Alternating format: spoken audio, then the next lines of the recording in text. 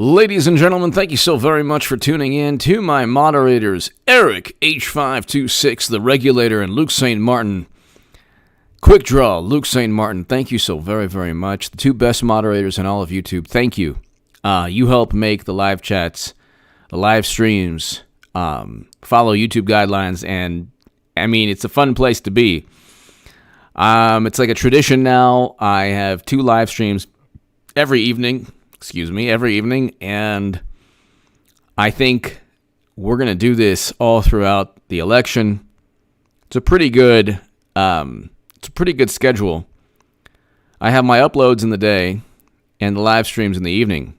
So Eric H526, Luke St. Martin, greatly appreciated. I'm going to start doing live streams also, ladies and gentlemen, on H.A. Goodman's other channel. And what can I tell you? Both my channels, they're growing slowly but surely, but I have such a very loyal viewership. I'm so proud and I'm very, very happy. When Clinton becomes nominee, I think more people will realize that I've been right for the past 4 years, and the channels will grow as well. President Trump's going to win again. That's another prediction that I've made that nobody is really making. In the mainstream, there are people saying President Trump's going to win, but the mainstream, nobody's making that at all. Ladies and gentlemen, President Trump did something very, very amusing and hilarious. By the way, if you want to support my voice long term through the super chat, thank you. My Patreon is below. Something very interesting, people. Minnesota's Governor Tim Walz said, hey, we had peaceful protests, and we have $500 million in property damage and 1,500 buildings that need to be rebuilt. How do you damage 1,500 buildings in the span of a month and a half? How does that happen? So then President Trump said, nah, you don't need it.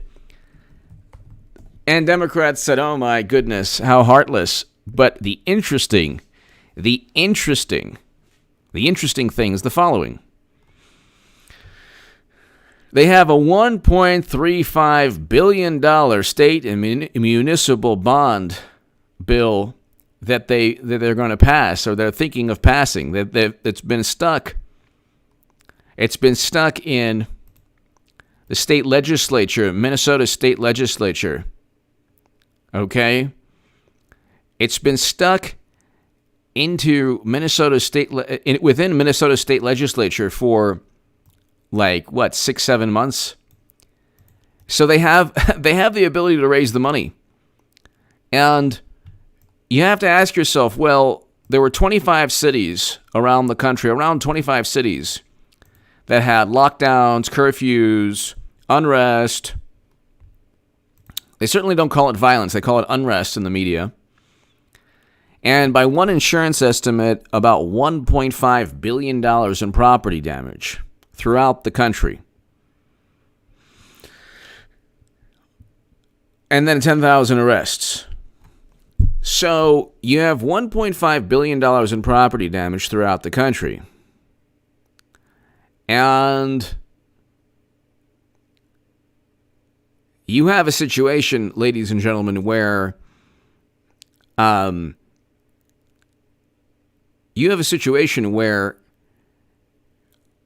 President Trump is basically saying, look, I don't need to give you $500 million if you literally allowed your police station to be set ablaze.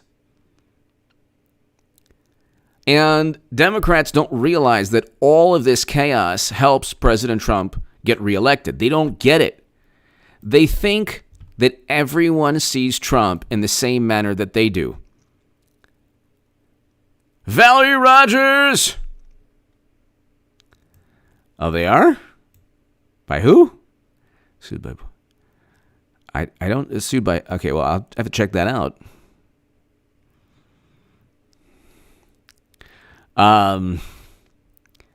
But it's like you have a situation where President Trump basically says, well, if you can raise the money, $1.5 billion. $1.35 billion. So they have a $1.35 billion state and municipal bond. Then I explain this. I'll show you the link right now. 1.35 bond, state and municipal bond program that the Minnesota State Legislature. So Minnesota State Legislature deal close on bonding. Included $1.35 billion in projects funded by general obligation bonds. So you have an interesting dynamic here. So you you have the governor asking President Trump for $500 million, and they have a $1.35 billion bond program that they're voting on. So that they don't have enough money to take care of the damages that they essentially allowed took place. So that's interesting. That is pretty much a microcosm of the Democratic Party. Trump is horrible. I mean, Michigan's Whitmer did the same thing. She talks about how horrible Trump is, and then she asked the federal government for extra money to pay the National Guard. So it's like, you can't say that everything is peaceful if you're asking for the National Guard and also for $500 million in money to rebuild buildings. Sorry. The majority of protests could very well be peaceful. That's fine. But you had Minnesota, where all of this took place. Minnesota is where George Floyd was murdered. New York City is where Eric Garner was murdered. So, and that was in 2014, and Democrats did nothing. So you have to ask yourself, it's like, the Democratic Party and media team up to paint a picture of reality that does not exist.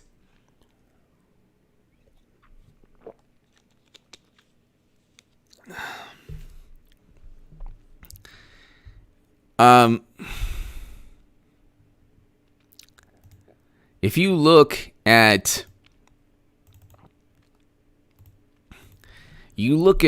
Tim Walz, or you look at Democrats, they're always every governor is always going after Trump.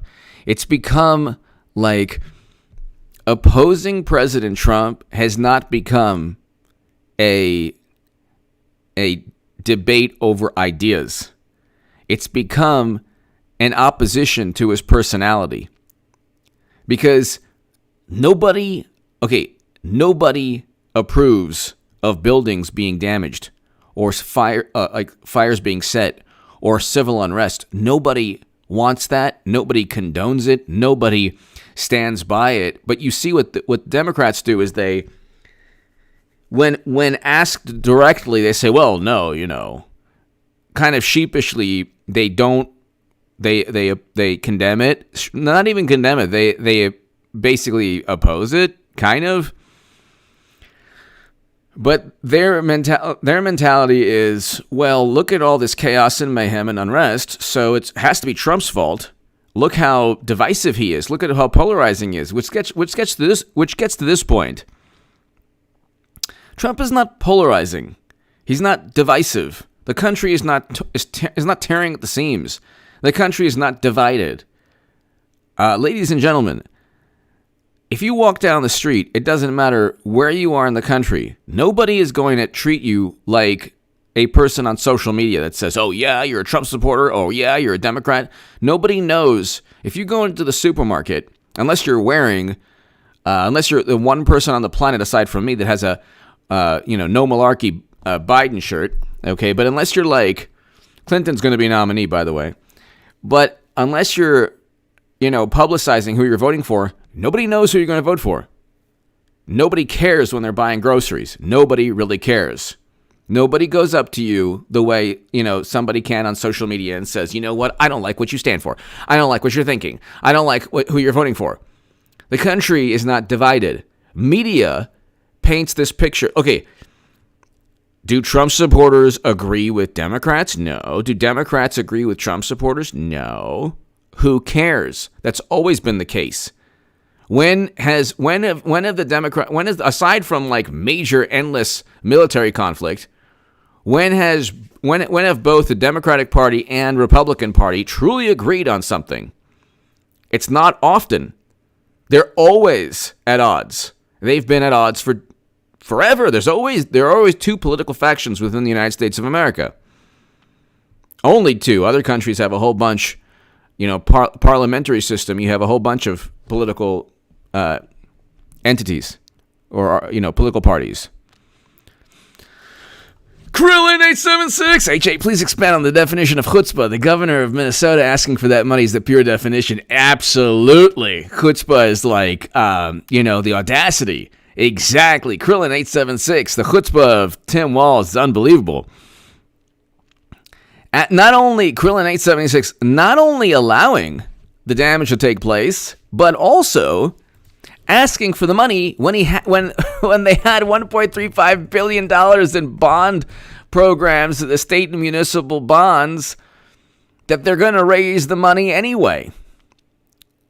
And it's tax-free. Municipal bonds, the big selling point is that it's tax-free. So people are going to eventually, they're going to, it's relatively safe, and people are going to buy the bonds, unless Democrats mismanage the state even more and they go bankrupt, but that's not going to happen. And so Krillin 876, not only did they allow all of this to take place, but they had the ability to raise the money. They didn't need the federal funds.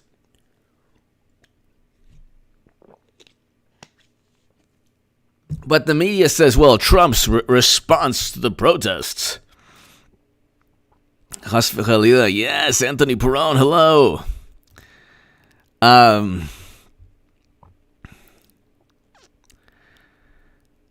But, I mean, it's like, don't you love this? So, USA Today, President Donald Trump erroneously refers to Alabama coach Nick Saban as Lou Saban. Do you want to know how many erroneous statements Biden has made? It's endless. It's endless.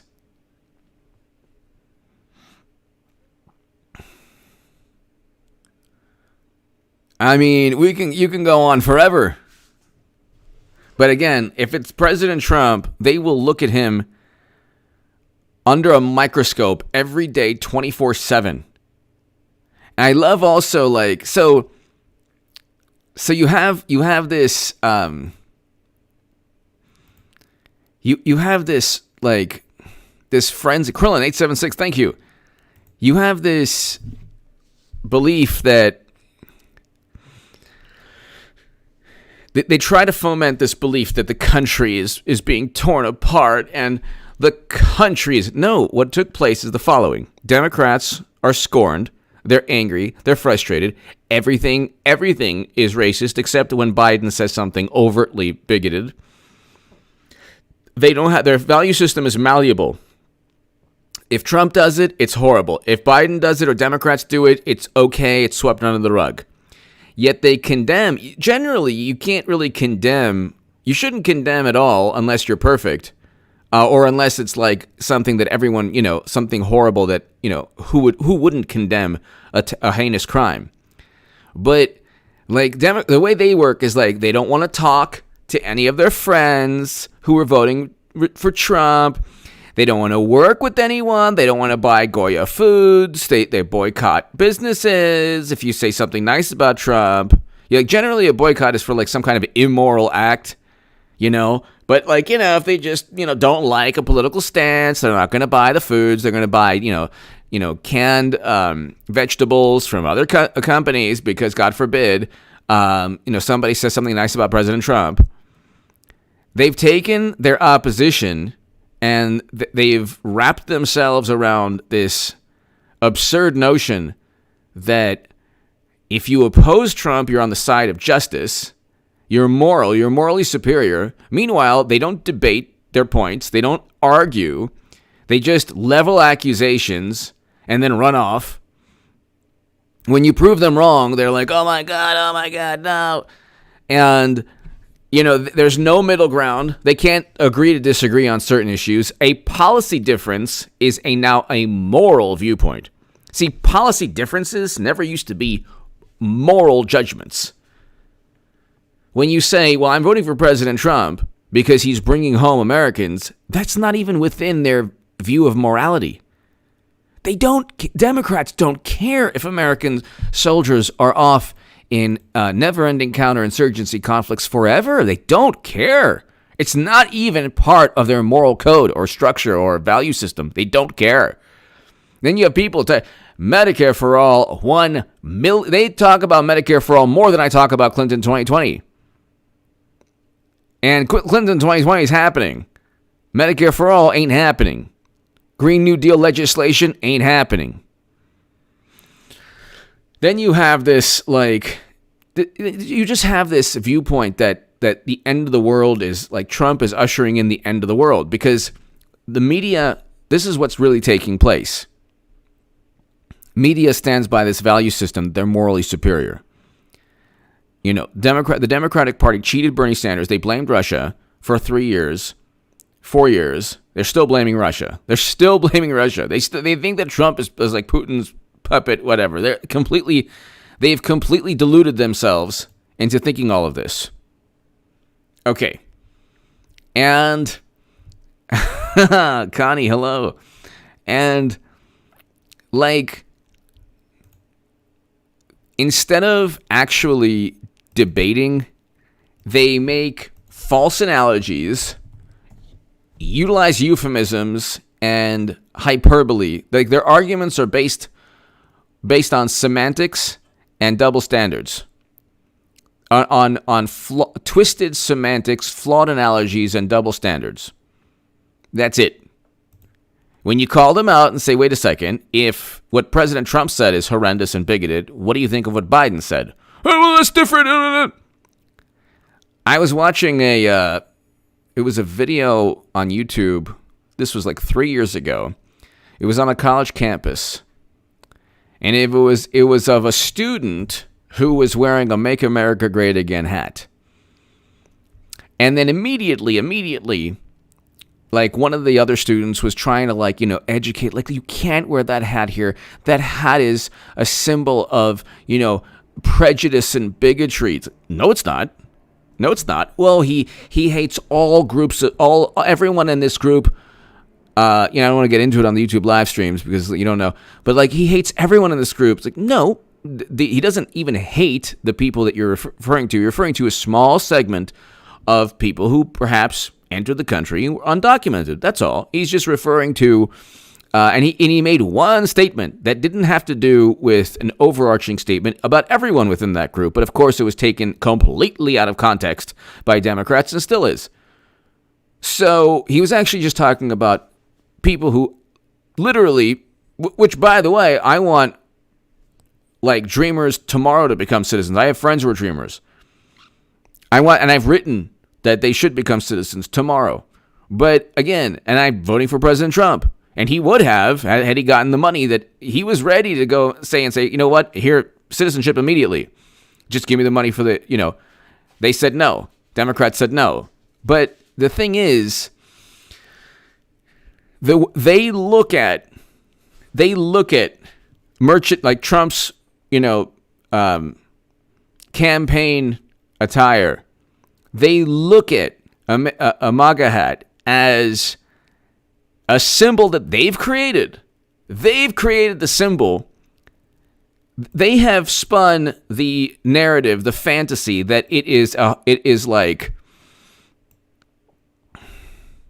they've spun the fantasy that it is a horrendous, atrocious, immoral, thing to wear or statement. People who support President Trump are not promoting the deepest and darkest fears of Democrats. That's not why they're wearing a Make America Great Again hat or shirt. But that's the thing. You can't, there's nothing wrong with that statement. So it's a pretty benign statement. It's a vapid statement when you look at it from a political standpoint or from any standpoint. Make America great again. Okay, it's good, whatever, it's fine. It's a great political, it's like Onward Together. Actually, it means something a little bit more than Onward Together, but you want to make something great again. Okay, it wasn't great when Democrats were running the country. Okay, that's all it meant. That's all it meant. They have to create this world, this reality. Oh, well, then all these horrible people gave him the election and they were duped by Russia because of Facebook ads and because the DNC emails forced Debbie Wasserman Schultz to resign in disgrace. And he's a Democrat. These are the same people who look at Democrats and say they're not demagogues. A demagogue blames other countries for his or her loss. That's all they've done for 4 years. The true demagogues are the Democrats, not Trump. He doesn't care his policies, whether it's signing prison reform legislation, bringing home Americans from America's longest running military conflict, a deal he signed in February, or late February, early March. I mean, these being the first president to sign an executive order combating anti-Semitism on college campuses. Okay.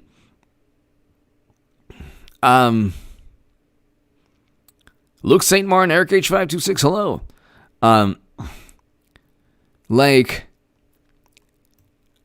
Presiding over record low unemployment, record low Black and Latino unemployment, being the first president to step foot in North Korea. These are amazing accomplishments. So, but even when he was presiding over record low unemployment, they said the sky was falling. Like every day, here, this is the most important part of the discussion here. Their lives revolve around when George W. Bush lost to President Obama. And they had 8 years, so you have people in their early 20s who are now in their early 30s, or you had people in their late 20s who are entering, or you had people in their 30s and now going into their 40s. But people who became politically active for the first time in their lives, their view of how government should run was President Obama. Okay. So when you explain to them, hey, it was a failed NATO intervention that actually obliterated a country in Libya, they don't care because it wasn't. President Obama was not scrutinized in the same way Trump is. President Clinton was never scrutinized in the same way Trump is. Any scrutiny at all, because Clinton actually did commit numerous, you cannot have top secret intelligence on servers. That can't happen. But they never put two and two together. You never had intelligence operatives saying, well, this Democrat did this, or Clinton did that, or President Obama did this. You have all of these stories with Trump. Most of the stories for the past 3 years, 4 years were somebody said this about Trump. B-Clon1! Hello! Thank you so very much. I hope I'm pronouncing the name correctly. B-Clon1, thank you. Thank you very much. Thank you very much. B-Clon1, thank you. B-Clon1, thank you so very much. Thank you. But see, that's the thing. I mean, most of the anti-Trump like stories are, officials say he withheld military assistance. This person came out of the woodwork in government and is explaining that he listened into the call, or somebody. The initial story was that a government official didn't even listen into the call between Sergei Kislyak, or no, it's between. Oh, that's a setup, but between President Zelensky and President Trump. It was a phone call. Was it the Oval Office with Bill Clinton? Oh my goodness, did you see what they did to me? Well, payback, there's a word for payback. And, my wife's running again. But we want to make sure you experienced everything we experienced, Donnie. A phone call. They got Trump on a phone call that literally does not say you will not get military assistance unless you investigate Biden. And furthermore, investigating Biden is very legal. Not a problem. There was a quid pro quo there. So they fabricated a quid pro quo with Trump to protect and, sweep under the rug the quid pro quo with Biden. All the while, you literally have text messages stating, we'll stop Trump, from the same people investigating both Clinton and Trump. Kelly Danielle! Kelly! Thank you, Kelly! Kelly Danielle, thank you. Bclon1, thank you. Kelly, thank you so very much, Kelly. Thank you, Kelly Danielle, thank you. Kelly Danielle, thank you. Climb BMX! Climb BMX, thank you. So, Bclon1, Kelly Danielle, thank you so very much. Climb BMX, thank you. So you have a situation where they just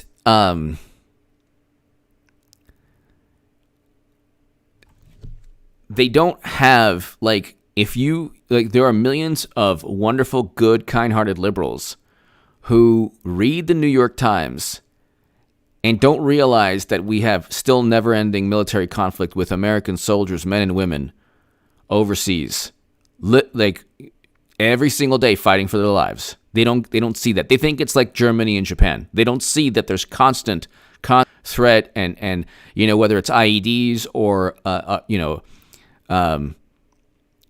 or being shot at. They don't see it. So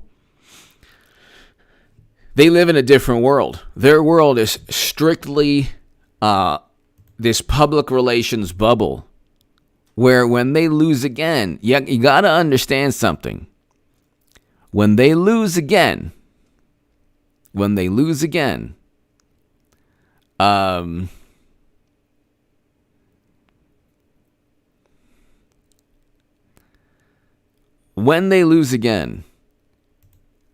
don't know what's going to happen. Like, I don't know what's going to happen to the Democratic Party, but it ain't going to be pretty. It ain't going to be pretty. And it's like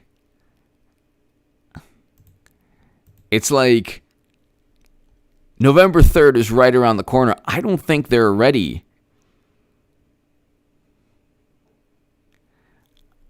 I don't think they're ready for the aftermath of losing to President Trump for 8 years. Do you think they're ready? Like, you're going to have MSNBC and CNN. What are they going to do every single day for the next 4 years? Be as apoplectic and like the Washington Post and New York Times. What are they going to do? Are they going to be as apoplectic and hysterical and fanatical and seething and fuming and angry and frustrated as they were every single day for the past 4 years? I mean, are they ready? Because if President Trump were to lose, he could run again. Grover Cleveland, only president we had with 2 non-consecutive terms. So,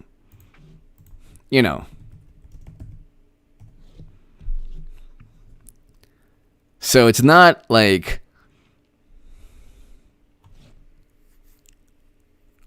So it's not like this is not the end of the Trump era, but it's the end of the Democratic Party's current paradigm. I'm telling you, ladies and gentlemen, this will be the channel to watch going into November. I'm telling you, President Trump's going to win. I'm telling you, they ain't going with Biden. That ain't happening. That ain't happening. That's absurd. The notion, ladies and gentlemen, that Biden could get anywhere close to Trump and even the popular vote, forget about the Electoral College, he's nowhere to be found ever. Here's an example of one of his tweets. We shouldn't have to beg the president to listen to the experts. The experts also got us into Joe Biden listened to the experts and voted alongside Bush, Cheney, and Rumsfeld. So those experts said, oh yeah, we have to begin this era of never-ending counterinsurgency conflicts. Those experts were wrong. The experts got us into Vietnam. The smartest people in the room, all Ivy League people got us into Vietnam. You have to have wisdom. The experts in the intelligence community told John F. Kennedy to invade Cuba. Okay, had he listened to the only reason he didn't listen to the experts is because he listened to the experts with the Bay of Pigs, and then he said, these experts aren't really expert. They don't really give expert advice. So, but that's the thing, the appeals to authority. And then when you have an expert who doesn't agree with them, he's a quack. He's, oh my God, he or she is just horrible, So, then you have Donald Trump has squandered every chance to contain the pandemic. They wouldn't listen to him anyway. Anything he would ever say is the opposite. You have Eric Swalwell, who literally stated, don't wear, and this is Eric Swalwell stated this in a tweet, masks. So then they say, oh, we're leading the world. No, it's interesting. I don't know why President Trump doesn't say 5 Democratic-run states.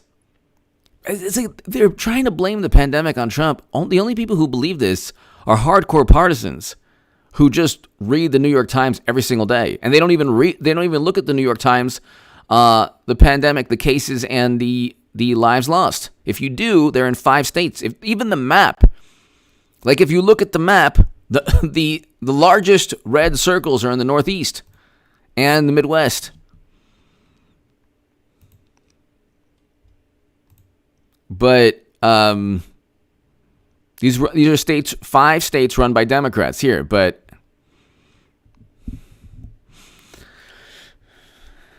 in January, he sounded the alarm regarding the pandemic. So Joe Biden, it's really funny because they despise Trump so much that they think Biden's viable. The second they're able, like if they have to actually listen to him, then they would be petrified. Because Trump's would demolish him. President Trump would obliterate him. Absolutely obliterate him. In a debate, in an election, and they know this. And the whole thing was Clinton's going to be nominee anyway. I don't know how it's going to happen. I have no clue. They could, they could simply not vote for Biden and give it to Clinton. What's going to happen? I want to know. Do you think that Democrats are going to say, oh my goodness, I liked Biden? No one likes Biden. There's nobody that likes Biden. There's nobody that likes Biden. Nobody, there's no organic Biden voter. There's no Biden voter that,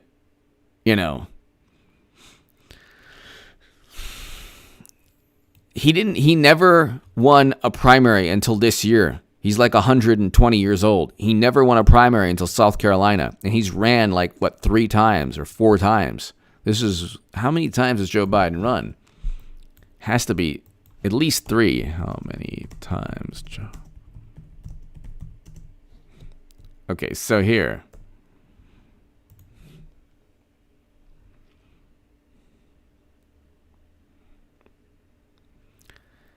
He ran for president in 1988, 2008, and this is his third time. Okay?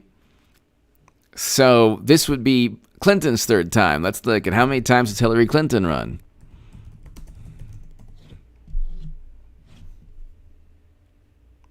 Only 2 times. This will be her third time. They're not going with Biden. That is absurd. They would lose the popular vote. They know this. That's why Clinton is on, what is she on here? We have to be ready. We have to be ready if Trump doesn't go quietly. What is this fear that they have? Do you think that he cares? Why would he not go quietly?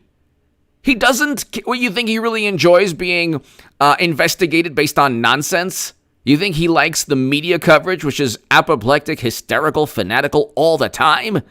What is this nonsense? It's the most absurd nonsense. So lame. She was on the Trevor Noah show tonight. The Daily Show. Like, she looks fantastic. God bless her. She looks fantastic. Clinton also explained why Trump had to commute Roger Stone's sentence to cover up his illegitimate 2016 victory. She's making things up again. They didn't indict him on anything to do with Russian interference, which they can't even quantify. Oh my. EV. Oh my. EV, I'm going to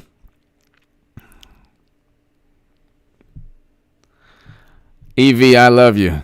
Thank you. You know what? I'll give you a Bill Clinton, but I got to delete that just because I got to ride low under the radar. How about this? EV, I'll do this.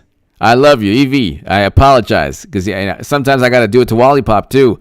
I apologize, but here, I just want to tell you, EV, I'm so sorry I had to delete that message because there's been so much disinformation about me and my wife. There's been so much vitriol and just fake false news. There's nobody that's been more honest, more upright, more straight and direct, and more firm and sturdy and vibrant and youthful than me. I think everybody knows this. One thing you could say about me, EV, is that I'm very healthy. EV, thank you. I apologize. I got to delete that. But EV, thank you so very, very, very much. Thank you, EV. I apologize. You know, the YouTube live streams. But I remember when I was in the Oval Office, and this was before the Russians stole the election from Hillary. And I was talking about the intercontinental ballistic missile treaties. And we needed to talk about missile technology and thrust and how missiles rocket up into space. And lo and behold, there was nothing there that even resembled a rocket.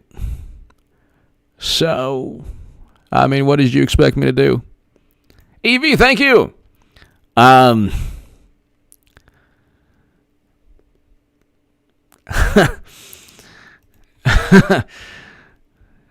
Clinton, do you think my God, please,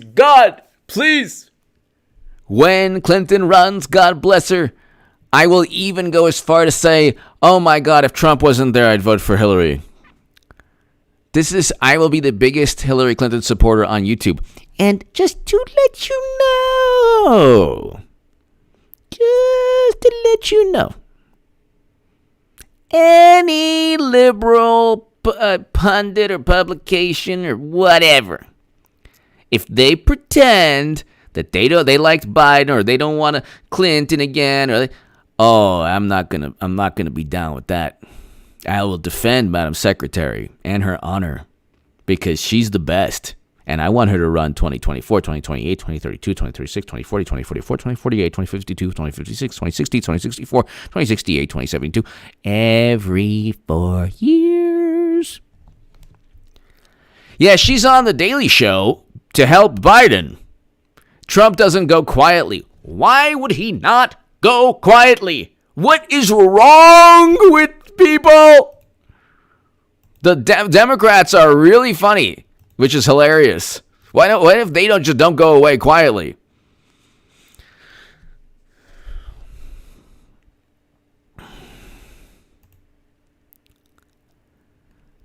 So it's just unbelievable. It's unbelievable.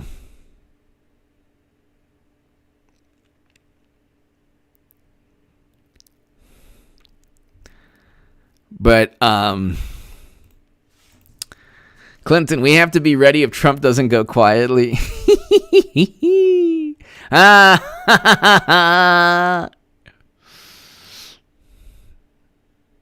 Hold on. Just want to let you know, I will have made the biggest political call of all time. Honestly, I don't know. It's going to be the biggest political call of all time. Hold on. Just want to let you know, I will have made the biggest political call of all time. Just honestly, Secretary Clinton, welcome to I don't know. I'm just you wait and see. It's going to be the biggest political call of all time. Okay, hold on a second.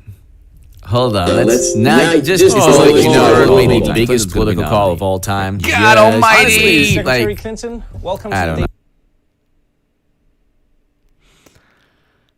Okay. All right. Connie! Time for a Nancy Pelosi. She talks like Katharine Hepburn. Connie Scogan, Katharine Hepburn, and Nancy Pelosi never speak at the same time. Okay, hold on. Streets just...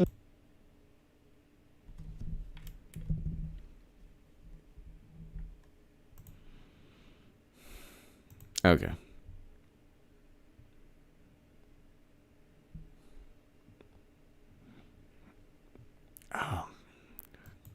Okay. Looking at people saying it could have been me, it could have been... And some writing. For the last what? Well, it could have been me, it could have been me. So what do you do? I genuinely would like to know, what do you do? Oh, well, before the lockdown, I was doing all of that. I mean, there's probably things you should go find it, or maybe I'll help you. For the last, how many months? I've been at home since March, like everybody else. And I've done a lot of walking in the woods, one of my favorite things to do. I love doing a lot of walking in the woods.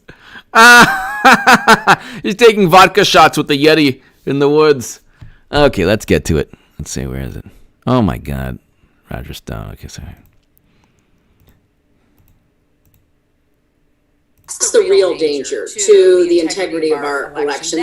Tell us more about the integrity of elections, Debbie Wasserman Schultz.